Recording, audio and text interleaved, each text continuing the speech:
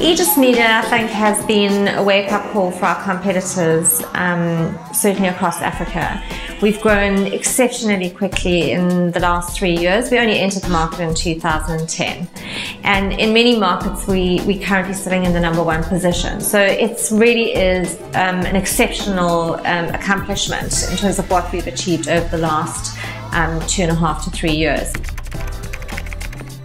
Our biggest push in terms of brands has been Carat, which is a media agency, and we've entered most of those markets with media as opposed to full service or creative digital as a lead, because it's the area of the business which was so sorely lacking, or the skills were so sorely lacking in that part of the business. In Kenya, we've certainly launched some of our other brands like Posterscope. And in Africa, out-of-home usually constitutes between 10 and sometimes 50% of ad spend. So Posterscope seemed like a natural, where we could bring very highly specialized out-of-home planning and auditing skills to the market. Digital is going to play an enormous role in the communication industry in Africa.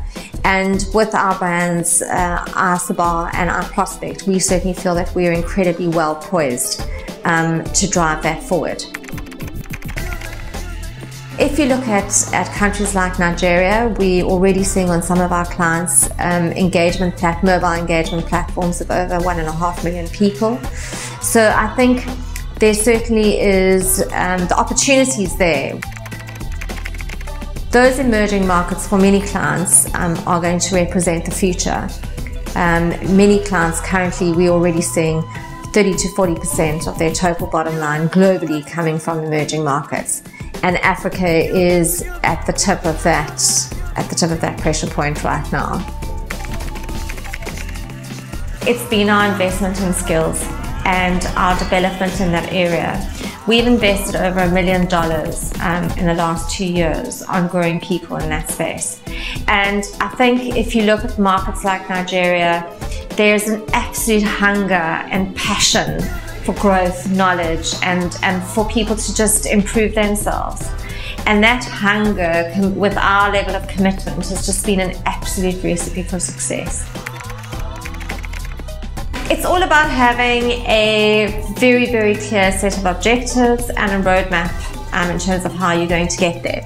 And really getting people to understand that very clearly and to buy into it. I mean, people want to win. You know, they want to surround themselves with winners.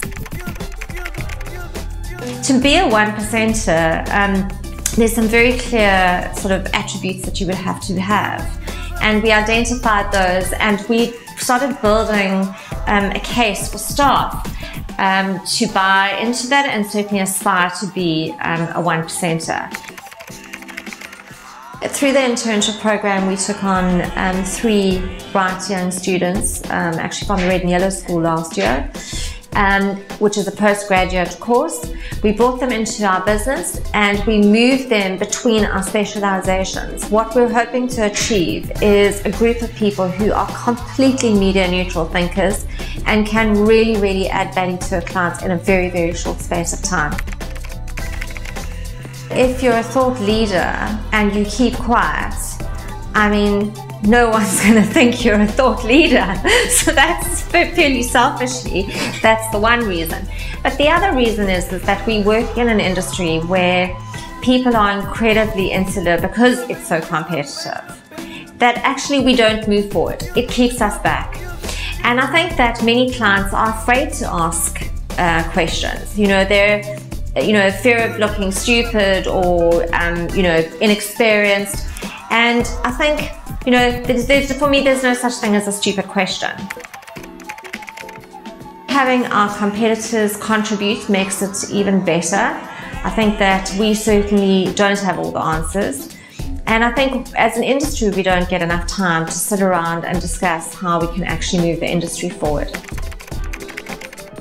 I certainly have never in my life felt disadvantaged being a woman. I did, however, notice that in many instances I was the only woman in the room. So yes, it has been very male dominated. I think that women just generally tend to be a little less confident about putting themselves forward.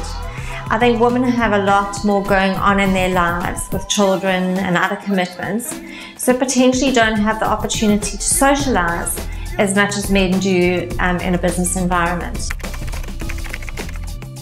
There's a massive requirement for mentors and women leaders to actually inspire women around them, because if your parents don't have the ability to guide you on setting goals and objectives and developing plans, you know, where's that going to come from? It can only come from mentors. The first and probably the most important is chemistry. You know, people want to work with people they like and that they trust.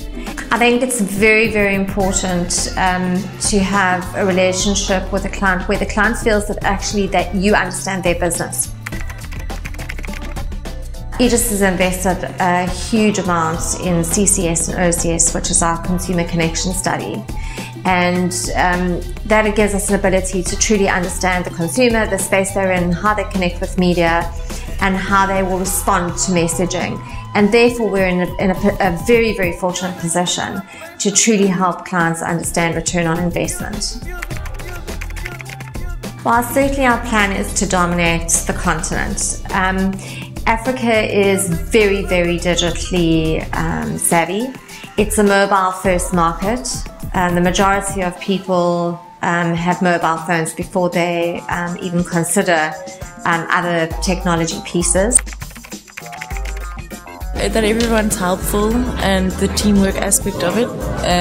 The fact that, yes, and you grow every day, you learn something new every day.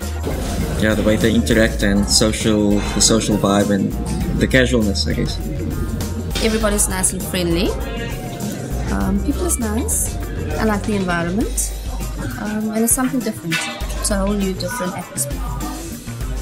The people, they're very friendly and we all like family here. The people are very nice, they are very sweet people, and I love them. The people. Love the people, and yeah, it's a great place. It's my sandwich.